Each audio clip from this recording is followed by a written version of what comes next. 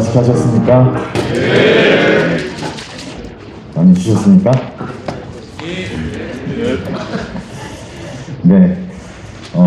이미 발제자들이 왔는데 아마 이렇게 이동 중에 있는 걸로 알고 있습니다. 예, 아까 오전에 학술대회 이렇게 시작하면서 먼저 교회사와 윤리신학 분야의 발제를 들었습니다. 제가 여러분들에게 이렇게 함께 하시자고 했던 내용은 우리 공동합의적인 그런 교회를 위해서 우리 각자가 식별하는 자세로 이 코로나19 감염증을 신앙의 눈으로, 교회 눈으로 어떻게 이해하고 그리고 그것이 가져올 변화를 어떻게 식별해서 그에 대한 대응책을 마련할 것인가, 이런 평이하지만 굉장히 중요한 우리들의 과제가 되겠는데, 먼저 교회사가 그 바탕이 되는 그러한 전통을 우리들에게 소개시켜주고, 이어서 윤리신학적인 측면에서 바로 이 코로나19가 생물학적인 문제만이 아니라 인간에게 직접적으로 영향을 끼치고 있는 문제라는 것을 우리들에게 인식시켜 주었습니다. 그래서 이 코로나19가 신앙의 눈으로 봤을 때 무엇인가, 어떤 의미인가, 그리고 그것이 가져다 줄 변화는 어떤 것인가, 이런 것들에 대해서 오늘 이제 적극적으로 오후에 다뤄보도록 하겠습니다. 어떤 현상이 무엇인지를 알기 위해서는 그것이 가져오는 변화가, 수반하는 변화가 무엇인지를 함께 연구하는 것이 굉장히 중요하지 않나 생각합니다. 그래서 오늘 2부를 여는 첫 발제로는 사회학적인 관점에서 코로나19가 한국 사회 전반에, 특히 한국 교회 신앙인들의 의식에 그리고 생활에 어떠한 변화를 가져다 주었는지를 연구한 사회학자들의 발제를 청해 듣도록 하겠습니다. 오후의 첫 번째 제목은 코로나 시대 신앙생활과 가톨릭교회 가톨릭교회 역할, 수원교구를 중심으로 해서 변미리 교수님과 최영균 신부님께서 공동으로 연구를 하셨습니다. 이 연구 발표하실 분들을 간략하게 소개해드리면, 변미리 카타리나 교수님은 우리 학교 종종 와주셔서 특강도 해주시고 강의 때 또 좋은 말씀도 해주시는 분이시고요.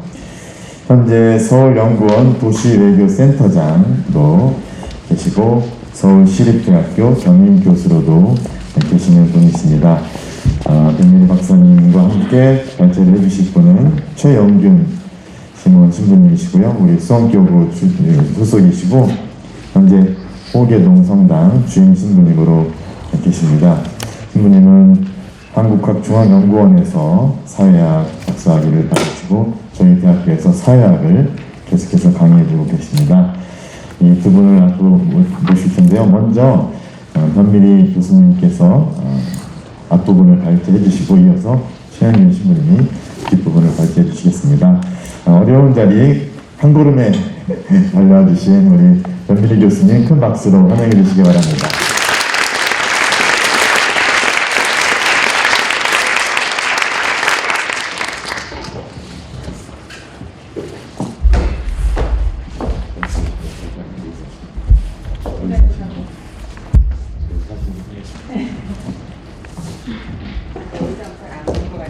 안녕하세요. 반갑습니다. 오랜만에 신학교 와서 되게 즐겁고요. 여기 대원 기념회를 초대해 주셔서 감사합니다. 저희 좀 전에 한 신부님께서 설명하신 것처럼 저희가 이제 오늘 최은문 신부님과 같이 연구한 주제가 코로나19 시대의 신앙생활과 가톨릭 교회의 역할이라고 해서, 실제로 그러니까 수원교구 신자들을 대상으로 조사를 했어요. 그래서 이 코로나19라고 하는 이 상황에서 신자들의 신앙생활에 어떤 변화가 있는가라는 것들을 일단 데이터를 막 모았어요. 실질적 데이터를 모은 다음에 그 변화라고 하는 것이 우리 교회에서 어떻게 계속적으로 일어나고 있을까라는 것들을 이제 그 다음에 한번 보고, 그러면 그 변화라고 하는 현상에 대해서 우리 교회가 어떻게 대응해야 되는가. 그러니까 이게 저희가 오늘 이제 말씀드리려고 하는 건데, 저희가 기본적으로 갖고 있는 문제의식은 그러니까 어떤 그러니까 변화라고 하는 것이 사실은 저희가 이제 뭐 신학생들은 그래도 학교 안에 있어서 좀 덜 하겠지만 대부분의 대학에 있는 친구들은 어째 학교도 가지 못하고 이제 중으로 하는 이런 사실은 한 번도 경험하지 못한 변화라고 하는 것이 내 일상생활에서 어떤 식으로 영향을 미치는지. 근데 과연 그런 변화라고 하는 것이 이런 상황이 끝나면 다시 돌아갈까? 아니면 계속될까? 그러니까 이런 것들이 사실 좀 궁금했었어요. 그리고 많은 사람들이 궁금한 거고. 그래서 그 궁금증을 조금 해소를 해보기 위해서, 그러니까 궁금증을 진단하기 위해서 저희가 이제 조사를 했고, 그러면은 이 변화라고 하는 것이 교회에 미치는 영향이라고 하는 것이 아마 여기 이제 신학생들도 나중에 사제가 되시면, 그러니까 세상에 나가서 신자들 대상으로 해서 사롱을 하실 텐데 그 교회의 변화라고 하는 걸 우리가 생각하는 것만큼 그렇게 나타날 건가? 아니면 뭐 다시 빽할 건가? 이런 고민들이 사실은 많았어요. 그래서 이제 그런 문제의식을 가지고서 그러니까 지금 그러니까 이 연구를 시작을 했는데 저희 위에 보시면 강제된 침묵의 시간, 교회는 무엇을 성찰해야 하는가? 이게 이제 이번 연구의 그러니까 가장 큰 문제의식이었는데 다 아시는 것처럼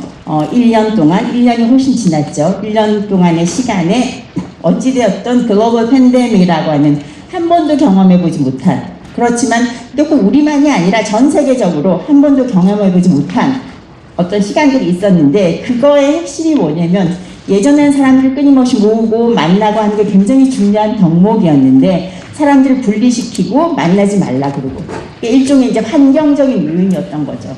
또 이런 어떤 환경적인 변화 속에서 교회는 온라인 미사라고 하는 정말 한 번도 경험해보지 못했던 것을 할 수밖에 없는 구조적인 환경이 주어졌던 거예요. 이제 환경적 요인.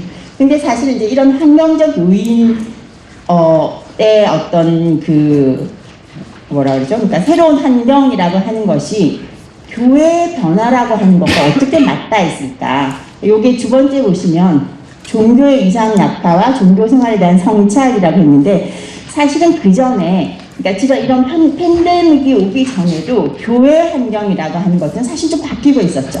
그러니까 우리가 세속화라고 하는 그 과정 속에서 종교나 교회가 가졌던 사회에서의 권위 그런 것들이 점점 약화되는 흐름이 있었던 거예요. 그러한 흐름이 이 팬데믹이라는 것을 통해서 굉장히 가속화되었나? 혹은 가속화될 수밖에 없었나? 이런 고민들을 저희가 한 거예요. 그래서 여기에 보시면은 지금 최근에 이제 그 천주교에서 나온 통계를 보면 새신자율이 70년 만에 최저치라고 했는데 그건 당연한 것 같아요. 근데 이제 이런 어떻게 보면 우리를 둘러싼 팬데믹이라고 하는 강제된 침묵의 시간 동안에 지금까지 교회를 둘러싼 환경의 변화가 어떤 식으로 가속화되거나 혹은 다시 빽할 건가? 이게 이제 저의 고민인데 사실은 이 팬데믹이라고 하는 게 지금 아래쪽에 제가 그냥 그 참고해 보시라고 준 건데 이 왼쪽은 전 세계적으로 에버리지 코비드 그러니까 환자들의 발생 건수고 오른쪽은 우리 사회의 발생 신규 환자의 발생 건수인데 단위가 굉장히 달라요. 그러니까 우리 사회에서 나타나는 그 어떤 그 팬데믹을 경험한 것이 전 세계적인 경험보다는 굉장히 작은 거라는 거였죠. 그럼에도 불구하고 우리는 한 번도 경험해보지 못한 세상에서 지금 뭔가 변화가 막 옴지락거리고 있는 거예요. 그걸 한번 좀 체크해보자. 그러니까 분석해보자. 라는 게 이제 저희 연구팀의 문제의식이었고. 그래서, 근데 사실은 이제 이런 제가 좀 전에 말씀드린 것처럼 팬데믹 이전에 한국 사회에서 나타나는 사실은 종교를 둘러싼 환경의 변화라는 게 분명히 존재하고 있었던 거예요. 그걸 사실 보기 위해서는 그 일종의 이제 환경적 요인으로 저희가 파악을 해야 되는데 한국 사회의 종교 인과 종교 인식의 변화인데 사실은 아마 여기 계시는 이제 신학생들도 수업 시간에 많이 들으셨을 것 같은데 종교 인구라고 하는 것이 혹은 종교의 권위라고 하는 것이 현대 자본주의 사회에서는 굉장히 다르다 그전과는. 그리고 우리가 흔히 서구 사회에서는 굉장히 교회가 텅텅 비어 있다. 그리고 빠른 세속화가 일어나고 있다라고 하는데 우리는 어떨까? 여기에 보면 종교 인구의 구성은 크게 바뀌지 않은 채 종교 인구의 속성은 바뀌고 있다라고 얘기를 했는데 무슨 얘기냐면 사실은 이제 이 교세 통계가 최근에 발표됐는데 한국 사회 전체에서 카톨릭 신자는 11%예요. 근데 이게 이제 이거는 카톨릭 내부에서 발표하는 교세 통계고 저희 그러니까 한국 사회 전체에서 이제 센서스라고 해서 전체적으로 모든 사람들 다 한국 사람들 전체를 모아서 조사하는 그걸 인구주택 총조사라고 하는데 그 센서스 통계에 따르면 2015년에 카톨릭 인구는 8%예요. 그리고 사실 이게 이제 5년마다 종교 인구의 현황을 전체를 파악하기 굉장히 좋은 통계인데 이게 세속화 영향일 수도 있는데 이게 5년 단위로 종교 인구를 파악하는 게 포함되지 않고 10년 단위로 포함된 거예요. 그래서 2020년 데이터는 없고 2025년에 종교 인구를 파악할 텐데 아무튼 전국 한국 사회 전체를 보면 카톨릭 인구가 8%다. 그리고 최근에 그러니까 민간 쪽에서 하는 종교 조사에 따르면 카톨릭은 13%다. 이렇게 아무튼 이 퍼센트의 차이는 조금씩 나지만 전체적으로 그러니까 기독교라고 하는 개신교, 불교, 천주교라고 하는 이 순서는 거의 변함이 없다. 그래서 특히나 이 종교 인구를 구성하는 그러니까 전체 비율은 한 10% 내외, 한국 사회 전체에서 종교를 가진 사람은 한 50% 조금 못 미치게. 그 중에서 10% 내외가 카톨릭 신자이다 라고 하는데 젊은 세대들은 어떤가? 그러니까 좀 이따가 인도빈 선생님 팀에서 아마 이제 미국 사회, 그러니까 종교 현황에 대해서 말씀을 드릴 텐데 한국 사회 전체는 세계와 비교해 봤을 때 탈종교화라고 하는 속도는 그렇게 빠르지 않다. 그러니까 서구에 가면 젊은 친구들이 거의 없잖아요. 근데 그거에 비해서 속도는 빠르지 않지만 여기 보면은 이게 도시 데이터예요. 도시에 2015년, 2020년의 도시 데이터를 보면 20대 그 탈종교화 비율이 그렇게 빠른 속도로 그러니까 그 종교에서 탈락하는 그러니까 그런 비율은 높지는 않은데 전체적으로 여전히 50대, 60대가 카톨릭의 주류 세력이다. 어떻게 보면 신자들에 있어서. 그러니까 문제는 이 구성이 별로 바뀌지 않고 탈종교화 속도도 그렇게 빠르진 않지만 문제는 20년 전에 40대가 20년 후에 지금 현재 시점에서 60대가 되잖아요. 그러니까 세대들의 생각들이 바뀌는 거예요. 그것들을 저희가 잘 픽업해야지 이 종교 환경이 어떻게 바뀔 건가 이런 것들을 저희 이제 고민을 할 수가 있는데 그러니까 이 부분이 그거예요. 세대 인식 변화는 종교와 신앙을 바라보는 방식의 변화로 이어질 거다. 그러니까 요즘 아마 여기 있는 신학생들도 많이 들었을 테고 실제로 세대를 둘러싼 여러 가지 논의들이 뉴스에서 많이 나타나고 있고 뭐 신인류라는 말도 있고 그러니까 여전히 카톨릭 교회의 신앙 생활을 하는 신자들의 50대, 60대가 주류이긴 하고 젊은 세대들이 줄긴 하지만 그렇게 빠른 속도로 줄지는 않는데 사고가 바뀌는 거예요. 그러니까 그 사고의 변화라고 하는 거는 세상의 가치에 대한 부분일 수도 있고 종교의 권위에 대한 부분일 수도 있고 종교가 나의 삶에 어떤 의미를 가지는가. 자, 여기 지금 되게 익스트림한 케이스를 제가 예를 들었는데 무슨 인터뷰를 하다가 그러니까 설교는 나의 헌금에 대한 대가이다 라는 생각을 가진 친구들이 있다는 거죠. 그러니까 이거는 사실은 어찌되었던 지금 현재 우리 사회에서는 카톨릭 교회에서는 종교의 주류 세력은 여전히 중장년이지만 그들의 사고방식은 조금씩 바뀌고 있고 우리가 종교 외부 환경이라는 것들은 그런 것들을 고려해야 된다. 이게 이제 팬데믹 이전과 현재까지 한국 사회 전체의 어떤 현황이라고 하면 그렇다고 하면 여기 그냥 나중에 해도 될 것 같아요. 그래서 그러니까 수원교구 신자들은 이 1여년 기간 동안에 실제로 어떤 변화를 경험할까? 이걸 이제 저희가 이제 분석을 했는데 이 조사는 수원교구라고 하는 것이 되게 이제 특징적이에요. 그러니까 도시적인 특성도 있고, 그 다음에 농촌적인 특성도 있고, 도농복합적 특성도 있고, 그래서 이제 그 지역 부분들을 잘 고려를 해서 저희가 여기 나오면 353케이스에 사례를 조사를 했어요. 그러니까 그래서 3분의 1은 농촌 지역, 3분의 1은 신도시라고 하는 지역, 그다음에 3분의 1은 도농복합 지역. 그래서 이제 전체적으로 보면 이게 이제 인구 구성비인데 여기에 보면 이제 그 수원교구의 특징을 최대한 반영하기 위해서 조사를 했고, 그다음에 우리가 아는 것처럼 여성 신자들이 당연히 많고 40대 밑에 50대 60대 이상 이렇게 좀 나눠져 있어요. 그러니까 어떻게 보면 50대 밑에 반 60대 이상 반 정도로 이제 저희가 했고, 근데 이 데이터를 읽으실 때 저희가 이제 앞서 제가 처음에 결국은 신자들이 그동안에 어떻게 보면 온라인 미사든 어떻게 보면 강제된 최 신부님 말씀하신 단식이든 그러니까 성체를 못하니까 단식 그 기간 동안에 자신들의 신앙생활이 어떻게 바뀔 건가에 대한 것들을 저희가 이제 파악을 하기 위해서 조사를 한 건데, 그 대신 저희가 이 조사의 대상자들은 상대적으로 열심한 신자들이에요. 그러니까 앞서 저희 여러 데이터를 보면 한국 사회에서 특히 가톨릭 교회에서 매주 미사에 참여한다라는 비율이 20%도 안 되거든요. 근데 우리가 이번에 조사한 신자들은 80%가 코로나 이전에는 매주 미사에 참석했다. 그래서 사실 그것들을 고려해서 데이터를 해석할 필요가 있다. 이제 그 부분들은 말씀드릴 수 있을 것 같고요. 그래서 여기 보면 매주 미사에 참여한 비율이 신도시 여성 60대 이상에서 상대적으로 높게 나타난다. 아마 교회 가시면 이런 분들 우리가 흔히 보니까 아마 그 전체적인 것들 잘 드러낼 수 있다라고 생각을 할 수 있을 것 같고요. 그래서 전체 이 수원교구 신자들은 종교 생활이라든지 신앙이 나의 삶에서 굉장히 중요하다라고 생각을 하고 있고, 그것은 지역별로 차이는 없고 특히나 여성들이 그 어떤 중요도라고 하는 것이 남성에 비해서 더 높게 나타나고, 흥미로운 거는 저희는 그냥 예측할 때 고연령일수록 더 중요할 거라고 생각을 했는데, 이번 조사의 좀 특징적인 건 50대들이 그런 생각들을 더 많이 하고 있었어요. 그러니까 전체적으로 보면.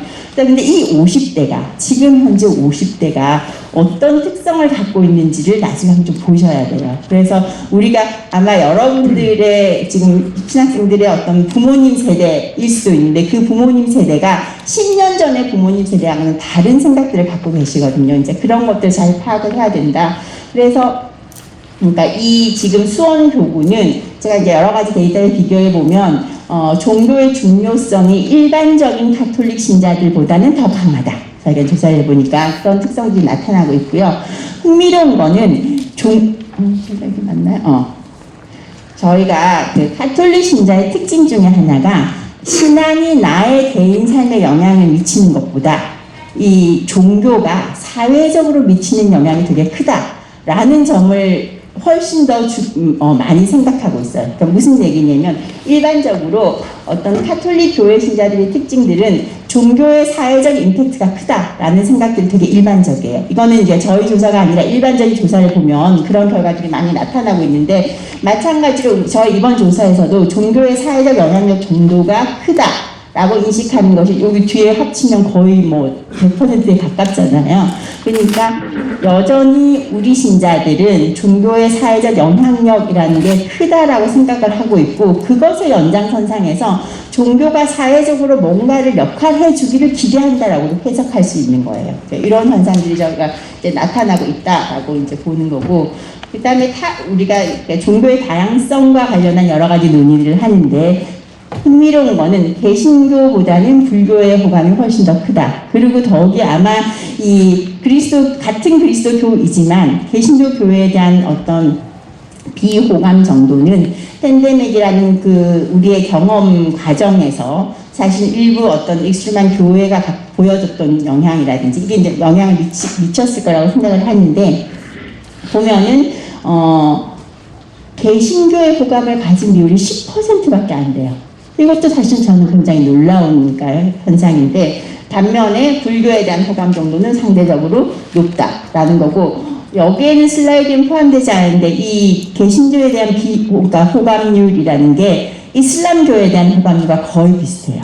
그러니까 이게 지금 현재 상황이다라는 것들을 알 수 있을 것 같고, 그 다음에 이제 이 특히나 팬데믹을 거치면서 종교가 나의 삶에서 어떤 의미를 갖느냐, 어떤 도움을 갖느냐라고 했을 때 종교의 역할이라는 거는 의지할 대상 첫 번째, 그 다음에 내가 윤리적인 행동을 할 수 있는 일종의 레퍼런스, 백그라운드가 된다라는 거 하나, 그 다음에 나의 긍정적인 감정을 유지할 수 있는데 굉장히 기여한다.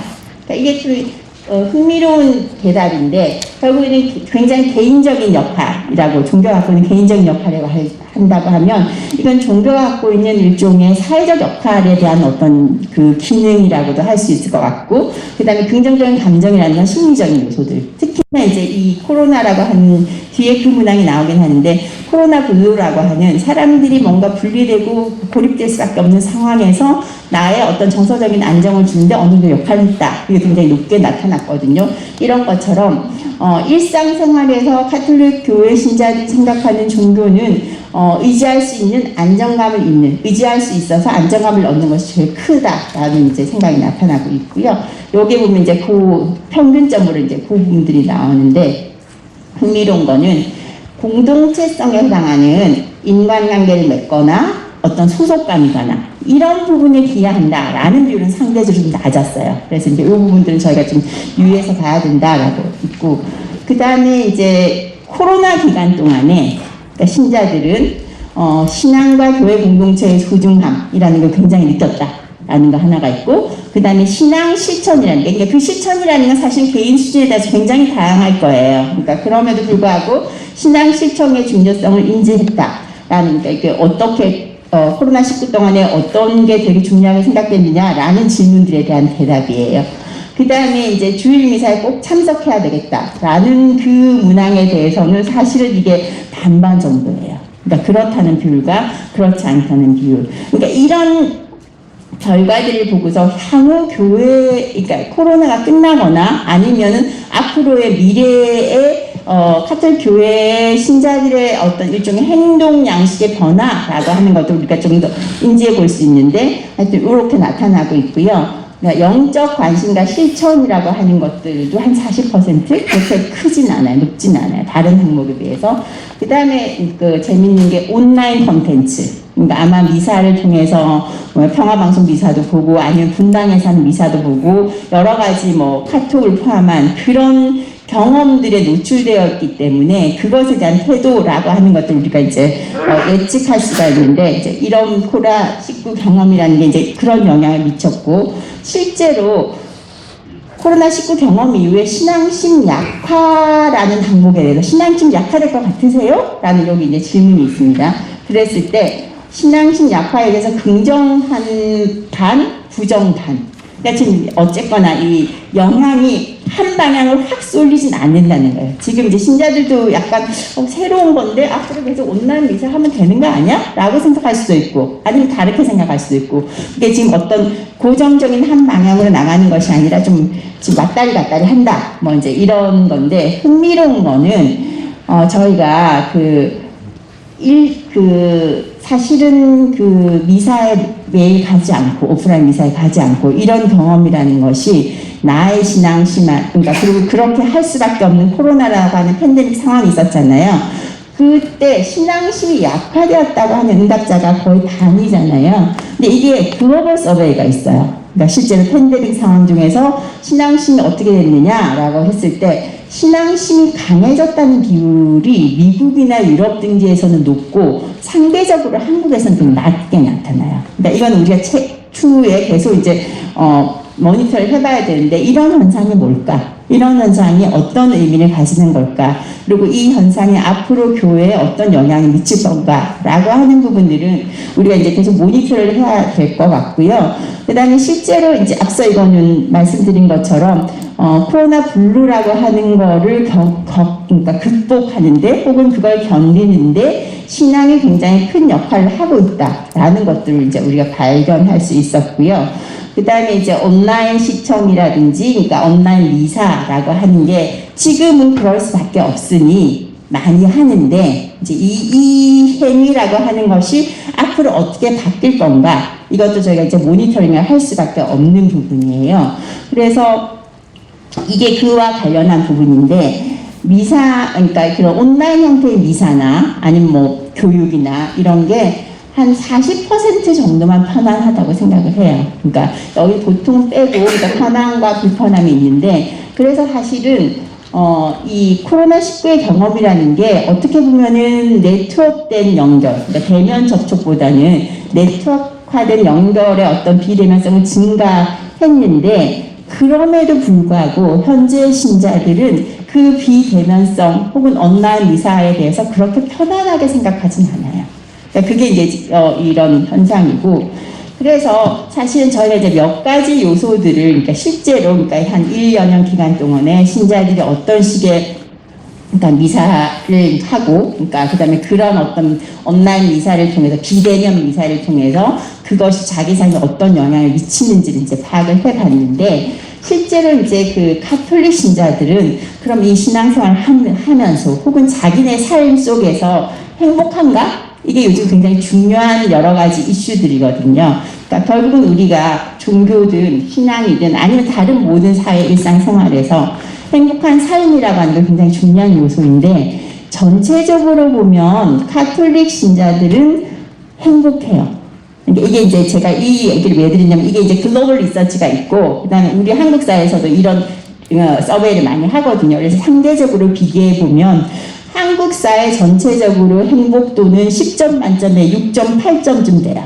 이제 그거에 대해서 한 7.54점이니까, 그러니까 행복한 삶을 살고 있는데, 물론 이 열심한 신자들의 데이터라는 걸 다시 한번 기억을 하시고, 그러고 이 행복감의 평균 점수는 도농복합지역 여성 60대 이상 고령층 기용직장에서 상대적으로 높다.